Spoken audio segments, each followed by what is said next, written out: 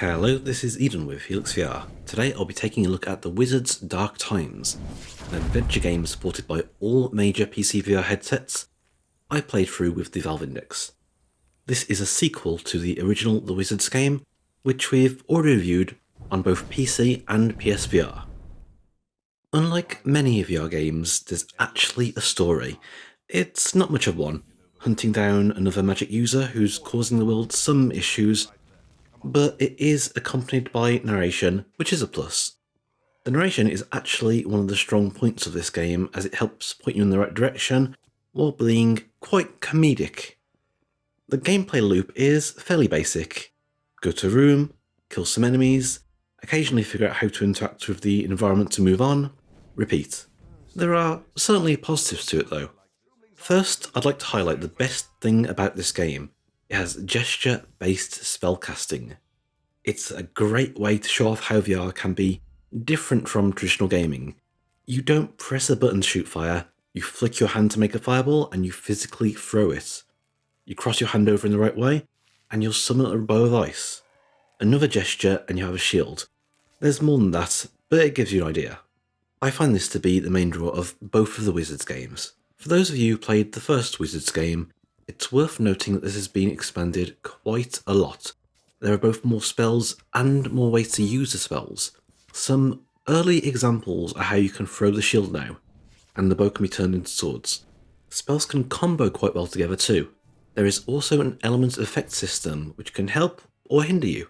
You can use ice spells to freeze an enemy, and they become vulnerable to the push spell which shatters them easily. Freeze them and then throw a fireball? You've just undone your hard work. Spells aren't just for combat either. You can burn roots to unblock a path, for example. Freezing something too hot to touch might let you climb it. There are even parts where you need to use a combination of spells to move forward. While I was impressed at the spellcasting, it's not to say that everything's great. As you learn more and more spells, remembering all the gestures can be an issue, and some gestures can also feel too close to each other. So I've accidentally cast the wrong spell more than once.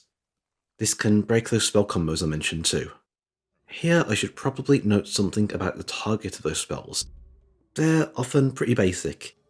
The enemies will basically stand there or move around a little and throw attacks at you. This can get a bit boring. Moving on to the movements, you have quite a few options, which is always nice. You can choose to teleport, to use smooth locomotion, or use a mixture of the two. I mostly use a mixture. There were often points where using smooth locomotion alone wouldn't work well. If you really dislike any form of teleport, it's worth keeping that in mind. You do get a choice of dash or blink teleport at least so, and there are also choices of snap or smooth turning and other options around comfort.